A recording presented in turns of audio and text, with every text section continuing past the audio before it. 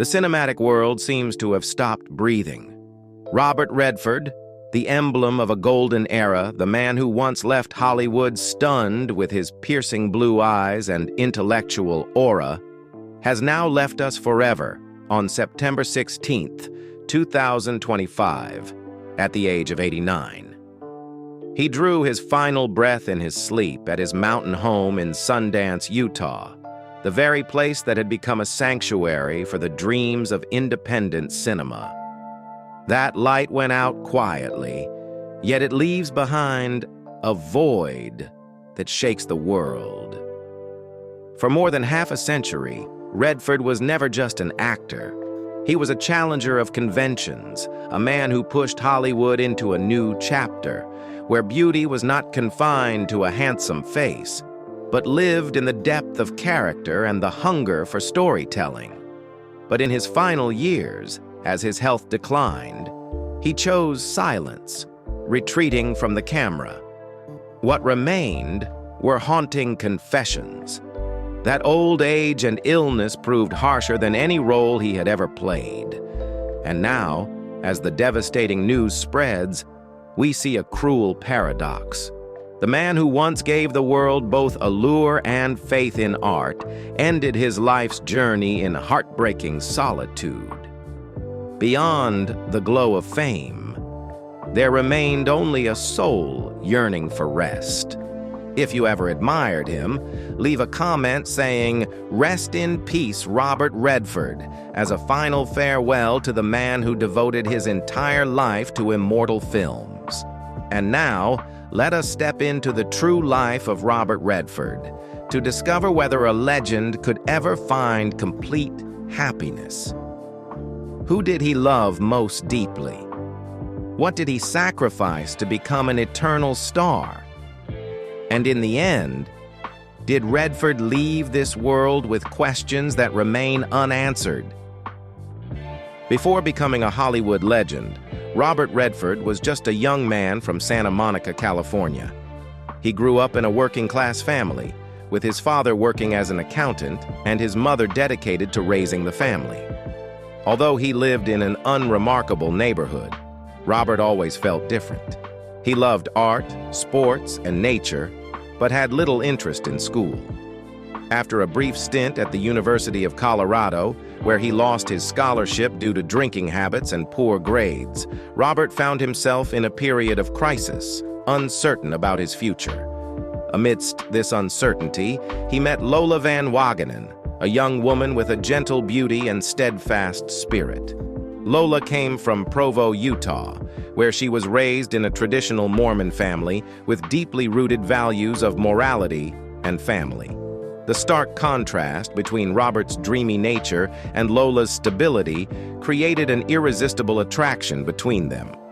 Robert saw in Lola someone who could understand and balance his inner turmoil, while Lola was captivated by Robert's free spirit and intense passion.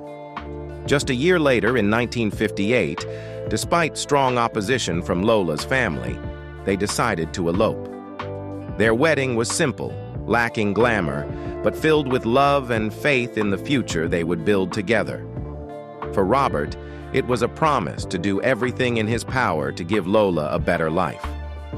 After their marriage, Robert and Lola embarked on their journey as a couple with hope and determination. However, reality proved far more challenging than they had imagined. Robert, still struggling to find his footing in the entertainment industry, took on various odd jobs to make ends meet. They lived in small apartments with a modest income that barely covered their basic daily needs. Every night, Robert wrestled with thoughts of the future, nurturing his dream of becoming a successful artist. Meanwhile, Lola spent her days maintaining their home, ensuring their lives didn't descend into chaos. Despite coming from a privileged background, Lola never complained about the hardships or scarcity they faced. She embraced every challenge, believing in Robert's talent and encouraging him to continue chasing his dreams. For Lola, success was only a matter of time, and she was willing to sacrifice and wait patiently for that day to come. In 1959, in their small apartment, Lola and Robert welcomed their firstborn son, Scott, into the world. To both of them, Scott was a beacon of hope, a gift that symbolized the powerful love they shared. Every cry, every innocent smile from their baby lit up the difficult lives they were enduring. But this happiness was tragically short-lived. Just 3 months after Scott's birth, disaster struck. Scott passed away suddenly in his sleep due to sudden infant death syndrome, SIDS, a condition that remains a mystery to medical science even today. The loss was a devastating blow to both parents. Robert, no stranger to life's challenges, found himself powerless, sinking into a grief he could not escape. But Lola did not falter. With her inherent strength, she became the emotional anchor for her husband. She told Robert, "We can't change what has happened, but we can choose how to live forward." It was Lola's calmness and resilience that gradually helped Robert emerge from his sorrow. Together, they decided not to let this tragedy define their lives. After a period of healing, Robert and Lola continued to build their family with the belief that life still held many blessings ahead. In 1960, they welcomed their first daughter, Shauna. Her birth brought not only new joy, but also a renewed sense of hope.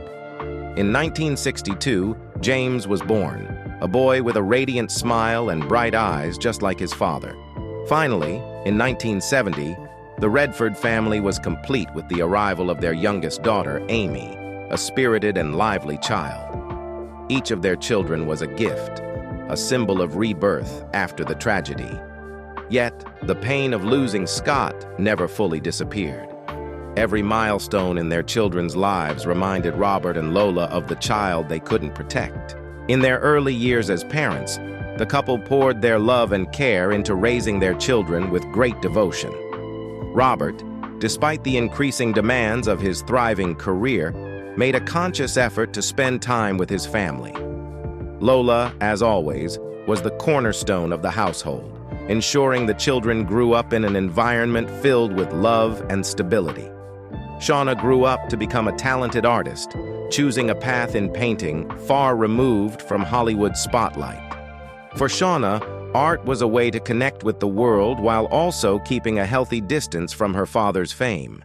She married, had 2 children, and lived a peaceful life, which Robert deeply respected. James, their second son, embodied Robert's strong and creative spirit.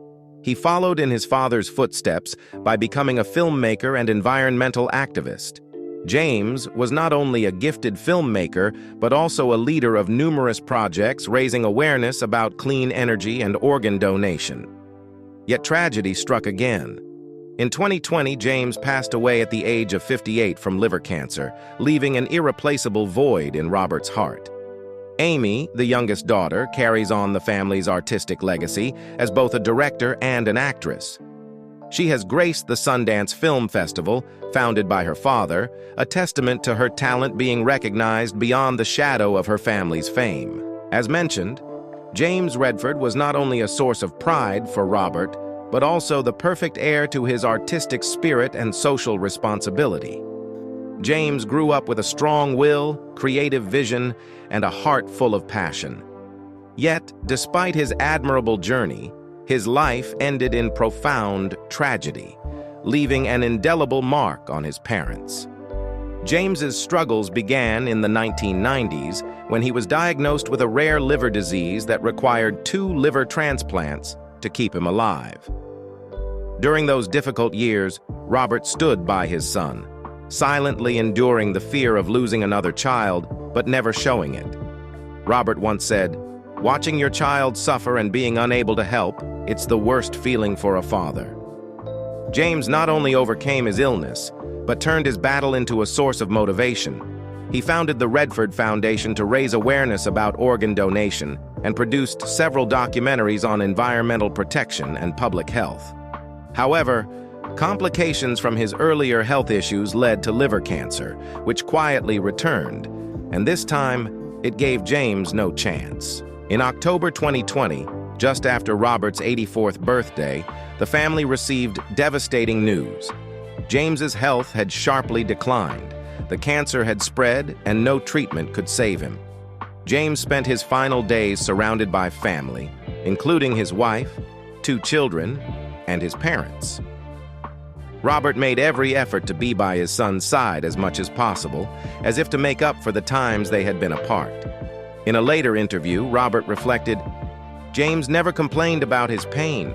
It was just a part of life he accepted. I've never seen anyone as strong as my son." Even in his final days, James kept smiling, talking with his father about projects he hoped to complete, as though he wanted to inspire his family to continue his work after he was gone. James passed away on October 16, 2020, just 2 months after Robert's birthday. His death was a tremendous blow, even though the family had braced for it. Robert couldn't help but feel powerless and bitter at the cruelty of fate.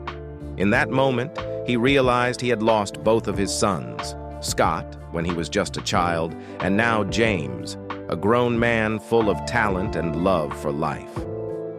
Robert shared in a letter to family and friends, "James was not just my son. He was someone I deeply admired. He lived a meaningful life, and I am prouder of him than anything else. But this pain, no words can ever describe it." After James's passing, Robert continued to pursue the projects his son had cherished, particularly through the Redford Foundation and the Sundance Film Festival. He saw this as a way to keep James's memory alive, not just within the family but also in the community James had passionately served. "James hasn't really left," Robert said. "He lives on in what he left behind, and I will ensure that his legacy is never forgotten."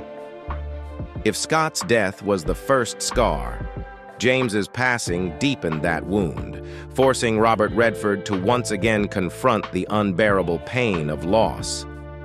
He once said, "As a parent, you always want to protect your children, but sometimes you're powerless. And that feeling of helplessness is the hardest thing to accept." Amid the ups and downs of Robert Redford's life, Lola Van Wagenen was the glue that kept the family from falling apart. Throughout a journey marked by tragedy and pressure, she was not only a devoted mother, but also an unwavering source of emotional support for Robert. While he was often away for work, Lola shouldered the responsibility of raising their children, ensuring they grew up in an environment filled with love and care. Lola understood the immense pressures that came with Robert's fame and career. She didn't merely endure it silently, she actively encouraged him to pursue his artistic passions. When Robert faced challenges, Lola became his confidant, helping him navigate personal struggles and the pain of family tragedies. "Family is the foundation," she once said, and it was this belief that helped Lola maintain a sense of unity in their home, even when everything seemed to be falling apart. During Robert's long absences for filming or major projects, Lola handled everything on her own, from caring for the children to managing daily hardships. She wasn't just a mother, she was the anchor that kept the family steady amidst the storms. However, this role came with its own challenges. Her dedication and sacrifices helped the family weather major tragedies, but they also left her feeling isolated and overlooked at times. Despite weathering numerous challenges together, Robert and Lola's marriage ultimately could not withstand the pressures of his career. As Robert's career skyrocketed in the 1970s, the distance between him and his family grew. Prolonged periods away from home, his intense focus on work, and the glittering allure of Hollywood created fractures in their relationship. In 1985, after 27 years together, Robert and Lola decided to divorce. It was not a bitter or contentious separation, but a painful yet necessary decision. Robert admitted that in his relentless pursuit of a career, he had neglected to give enough time to his family. However, even after parting ways, the two maintained a strong friendship and co-parented their children with unwavering dedication. After the divorce, Lola shifted her focus to building her own career. She pursued higher education, earning a PhD in history from New York University, and emerged as a prominent social activist. She co-founded the nonprofit organization Consumer Action Now and actively participated in initiatives promoting environmental protection and gender equality. Lola became a leading voice in raising awareness about social and human rights issues. Meanwhile, Robert made every effort to keep the family close-knit. Their children, Shauna, James, and Amy, became the living testament to their shared love and dedication. Robert openly acknowledged Lola's immense love and sacrifice, referring to her as the true love of his life in numerous interviews. He often described her as the pillar during the most challenging times of his life. What are your thoughts on witnessing the dissolution of a family that stood strong for nearly 3 decades, a bond that seemed unbreakable, yet could not endure the pressures of time and life? Share your thoughts below as we continue the conversation. After his 27-year marriage to Lola Van Wagenen ended, Robert Redford embarked on a new chapter in life. Despite no longer being tied to a family structure, he carried the emotional weight and responsibilities from his past. Facing the void left by the divorce, Robert sought new relationships, each with its unique essence and lasting impact on his life. In 1987, Robert met Brazilian actress Sônia Braga while working together on the film The Milagro Beanfield War. Sônia, with her captivating beauty and vibrant energy, was someone Robert couldn't resist. Their relationship quickly became the center of attention, especially when the couple made a striking appearance at the Cannes Film Festival. In Sônia, Robert found a shared artistic sensibility and an infectious zest for life. However, like a blazing flame, their passion burned bright but faded quickly.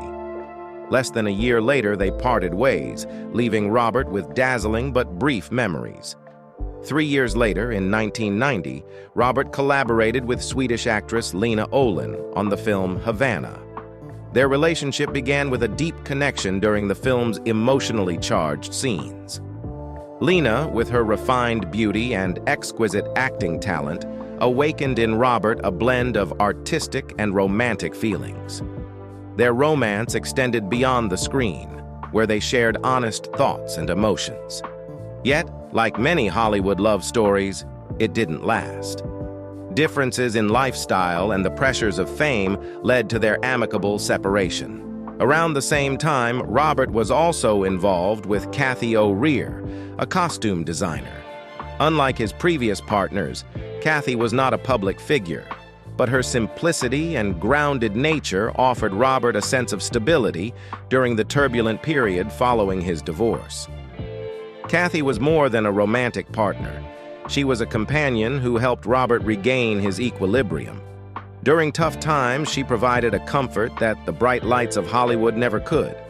However, this relationship also proved to be short-lived, as the two eventually went their separate ways. Robert Redford's post-divorce relationships were not long-lasting, but each held special significance in his journey toward finding peace after heartbreak. Every woman who crossed his path left a unique mark, helping him discover different facets of love and connection. Although he didn't find lasting stability, these relationships represented important chapters in the personal story of a legend. They not only helped him navigate the complex emotions following his divorce, but also allowed him to grow in his understanding of life and love. In addition to his romantic relationships, Robert Redford shared meaningful connections with several co-stars, built on a foundation of friendship and professional respect. Among these, Jane Fonda and Candice Bergen stood out as two women who left a lasting impression on his life, but in a very different way. One of Robert's most notable connections was with Jane Fonda, his longtime collaborator. Together, they created unforgettable works such as Barefoot in the Park and The Electric Horseman. Jane openly admitted that she fell for Robert during their time working together. Her attraction was not just to his looks and charm, but also to his talent and professional demeanor. However, Jane and Robert never crossed the line into romance. Robert held deep respect for Jane, and their relationship remained genuine, untouched by rumors or the glitter of Hollywood. Another connection that sparked speculation was with Candice Bergen. his co-star in The Hunting Party. With her captivating beauty and sharp intelligence, Candace was rumored to have had a romantic relationship with Robert off-screen.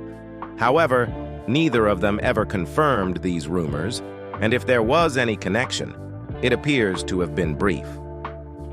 While the rumors about Candace and Robert drew considerable attention from the press, they didn't seem to affect his career or personal life in any significant way. After a series of brief but memorable relationships, Robert Redford entered a new chapter in his life, finding peace with a woman who helped him navigate the storms of his past. His meeting with Sibylle Szaggars, a German artist, didn't take place amidst the glamour of Hollywood or at star-studded events, but in a much simpler setting, the Sundance Resort, which Robert had founded as a space to connect people with nature and art. When Robert first met Sibylle, he was searching for balance following the losses and pressures of both his career and personal life. Sibylle, an environmental artist, had come to the Sundance Resort to exhibit her work. To her, Robert wasn't a Hollywood icon, but a thoughtful man who deeply valued art and nature. Robert was immediately drawn to Sibylle's simplicity and authenticity. Unlike his previous relationships, Sibylle wasn't captivated by the allure of fame. Instead, she brought a sense of understanding and a profound spiritual connection. She once shared that before their first meeting, she had watched several of Robert's films to learn more about him, but it didn't alter her perception of him as an ordinary person rather than a larger-than-life star. This sincerity made Robert feel at ease and allowed him to be his true self around her. After more than a decade of getting to know one another, Robert and Sibylle decided to formally commit to their life together. In 2009, they held an intimate wedding in Hamburg, Germany, Sibylle's hometown. The ceremony was free of celebrities and bright lights, focusing instead on a warm gathering of their closest friends and family. For both of them, this wasn't just a ceremony but the start of a new chapter, a relationship built on partnership and mutual support. Sibylle became more than just a wife to Robert. She was a significant collaborator in his artistic and environmental endeavors. Together, they co-founded The Way of the Rain, a project that blends art and environmental advocacy to raise awareness about climate change. In these artistic performances, Sibylle takes the lead on creative direction, while Robert uses his storytelling talent to inspire audiences. This work wasn't just a shared professional venture. It was a way for them to connect with each other and the world around them. Robert has often shared that Sibylle brought him a renewed sense of life, one no longer burdened by the heavy expectations of fame or public scrutiny. With Sibylle, he feels heard, accompanied, and able to share their common values of nature, art, and social responsibility. Together, they've crafted a life focused not on the spotlight, but on the deeper joys of shared purpose and mutual understanding. At 88, Robert Redford has chosen to embrace a life of tranquility alongside Sibylle Szaggars. They primarily reside in Sundance, Utah, home to the renowned Sundance Mountain Resort, which Robert founded. They also spend time in Santa Fe, New Mexico, a region they both cherish for its natural beauty and vibrant artistic community. Their current life revolves around peace, artistic creativity, and environmental advocacy through their organization, The Way of the Rain. Robert no longer appears frequently on screen or attends high-profile events. Instead, he dedicates most of his time to painting, a passion he's nurtured since his youth, and working on environmental projects and nonprofit initiatives. Sibylle, as an environmental artist, continues to create and exhibit her work globally. She encourages Robert to pursue his personal interests while collaborating with him on meaningful projects. For both of them, life is no longer about proving anything but about savoring their accomplishments and leaving behind a positive legacy for future generations. Robert has described his current life as peaceful but not stagnant. He remains active but no longer feels the need to chase the spotlight. Yet, even in this calm existence, lingering pains from the past persist. The loss of his two sons, Scott and James, has left scars that are difficult to heal. Robert has shared that he finds solace in Sibylle, who listens and shares in his grief. She is not just his life partner, but also a source of inspiration, helping him continue to live fully. Together, they are navigating their later years with both love and a sense of responsibility. Responsibility to protect the environment, support the arts, and create lasting value for future generations. If love and family were where Redford sought solace from personal wounds, then his career was where he turned that pain into creative power.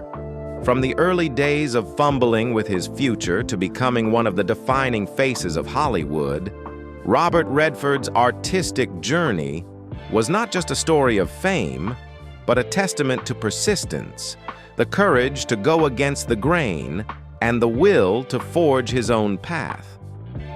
Robert Redford was born on August 18, 1936, in Santa Monica, California, into a working-class family as America was still struggling with the aftershocks of the Great Depression. His father, Charles Redford, was an accountant at Standard Oil, a steady job, though never affluent. His mother, Martha Hart, was the fire of the household, gentle, strong, and always convinced that her son was destined for something great. From an early age, Redford stood out. He had little interest in schoolwork and was often distracted in class. But whenever he picked up a pencil to draw or played sports, he became someone else entirely. Passionate, explosive, tireless.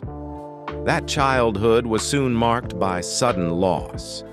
In 1945, when Redford was only 8, his uncle was killed in the Battle of the Bulge. To young Robert, this uncle was more than family. He was a hero, a gifted athlete, fluent in 4 languages, adventurous and fearless. His death gave Redford his first lesson in the fragility of life. 3 years later, at age 11, Redford woke up to find himself unable to move. His eyes were heavy, his body paralyzed. Doctors diagnosed him with polio. 2 weeks confined to bed was sheer torment for a hyperactive child. Though he recovered, the memory of being imprisoned in a frail body haunted him, instilling the sense that life was nothing more than a fragile thread. And then, in 1955, at the age of 18, Redford lost his mother, who died at only 40 due to complications from pregnancy. It wasn't just the loss of a mother. It was the loss of his greatest source of belief. He would later say, "My mother always believed I could do something even when I didn't believe in myself." Her death forced him to learn silence, a silence that later found its way into his art as hidden depth. These relentless losses left Redford with a simmering restlessness, a need to break free of convention and rewrite his own destiny. At Van Nuys High School, he stood out more for sports and a defiant attitude than for academics. With a baseball scholarship, he entered the University of Colorado. But instead of dedicating himself to athletics, he plunged into drinking, parties, and reckless joyrides. One near-fatal car crash was a warning that he was on a path of self-destruction. Eventually, he lost his scholarship and was expelled. At 19, Redford was adrift. No degree, no direction. Yet that downfall opened a new door. He left America, wandering through Europe, studying painting in Florence, surviving on illustration work, and drifting through Paris. In poverty, he discovered freedom and a piece of his artistic self. Upon returning to the U.S., Redford enrolled in the American Academy of Dramatic Arts in New York. There, he learned to control his voice and expressions, to turn his wounds into living material for roles. His first steps on Broadway came with Tall Story, but it was in 1963 that he truly broke through with Neil Simon's Barefoot in the Park. As Paul Bratter, a young lawyer, Redford was charming, witty, and achingly sincere. Every night the theater was packed and his name was etched into New York's stage scene. Hollywood soon came calling. By the mid-1960s, Redford transitioned to film. In Inside Daisy Clover, 1965, and This Property is Condemned, 1966, opposite Natalie Wood, he brought to life the image of a romantic drifter with a hidden melancholy. His true breakthrough came with Butch Cassidy and the Sundance Kid, 1969. As the Sundance Kid, paired with Paul Newman, Redford became a legend. The film transformed him from a promising actor into a global icon, and Sundance would forever be his nickname. In the 1970s, Redford filled his filmography with roles reflecting social consciousness. Jeremiah Johnson, 1972, portrayed a man's solitude in the wilderness. The Candidate, 1972, exposed political deceit.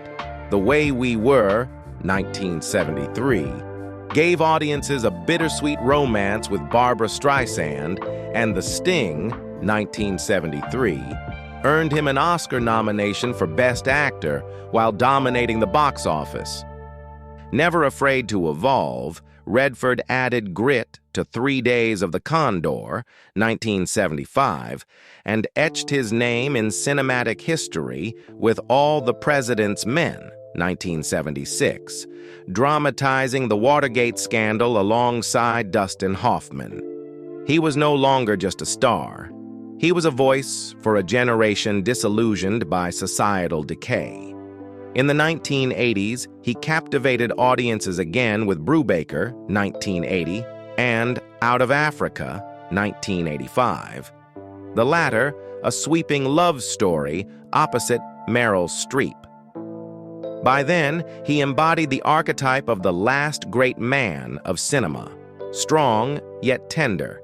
Even as he aged, his magnetism endured in films like Sneakers, 1992, Indecent Proposal, 1993, Spy Game, 2001, and All Is Lost, 2013, where he delivered a nearly wordless solo performance of survival.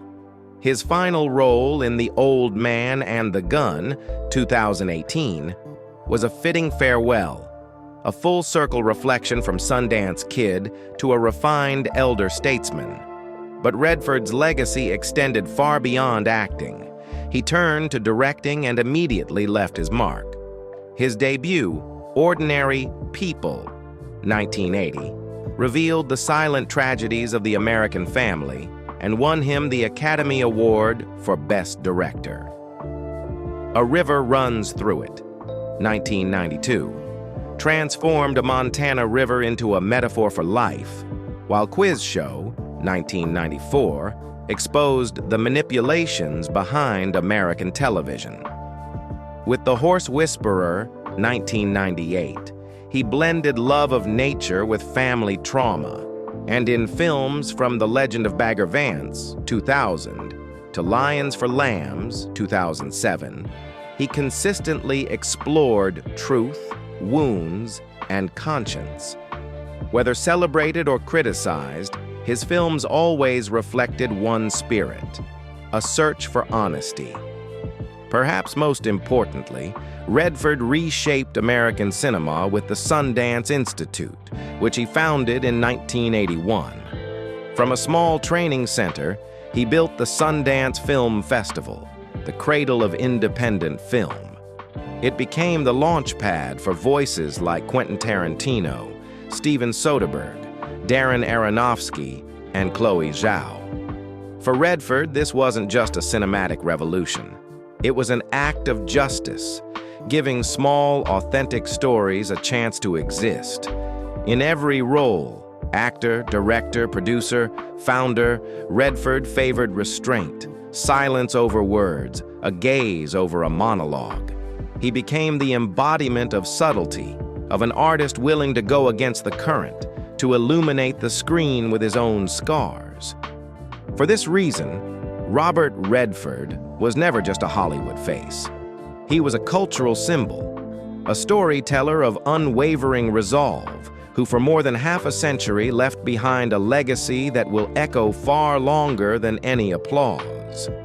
Robert Redford was not only a Hollywood legend with more than 60 years of a brilliant career, but also a resilient man who endured painful personal losses.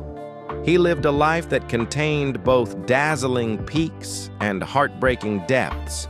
From losing 2 sons to later finding peace with his second wife and purpose in lasting values of art and environmental stewardship. His legacy was not confined to films. It radiated into society and the natural world he so deeply cherished. He embodied a generation of artists who refused to rest on their laurels, who instead sought to let the light of art shine into the deepest cracks of human nature and society. From the romantic allure of Sundance Kid to the courage of journalist Bob Woodward, from the films he directed exposing family tragedies to the Sundance Film Festival, nurturing an entire new generation of filmmakers, Redford proved that cinema could be a conscience, a healing ground, and a guiding light. He gave opportunities to thousands of young filmmakers, opened the doors for small yet powerful stories to be told, and in doing so, permanently changed the face of Hollywood. Today, when people speak of Redford, they remember not only the actor with piercing blue eyes, but also the patient storyteller, the artist willing to step back so others could shine, the man who disappeared into the Utah mountains to create a space where cinema could breathe freely. He was living proof that legends are not built only on ovations in packed theaters, but on the enduring values they leave behind for communities, for art, and for the world. The passing of Robert Redford at the age of 89 closes a glorious chapter in American cinema, leaving the public with immeasurable grief. He left quietly, but the echoes of his performances, his films, and the artistic institutions he built continue to resonate. Hollywood has lost a star, but the world still holds a cultural icon, one who showed us that beauty lies not only in a face, but in the steadfast pursuit of truth and goodness. Perhaps the saddest part is that we will never again see those blue eyes on the big screen. Yet precisely for that reason, every frame of film and every story he left behind becomes all the more sacred. Robert Redford gave everything he had to art and now leaves us with a silence deeper than any applause. In that silence, we not only mourn the passing of a man, but bow in respect to an immortal legend. Do you still remember the moment of Robert Redford that touched your heart the most? Was it the defiant gaze in Butch Cassidy and the Sundance Kid, the wistful smile in The Way We Were, or the resilience in All Is Lost? Share that memory in the comments, so together we can keep the flame of Robert Redford burning bright in our collective memory.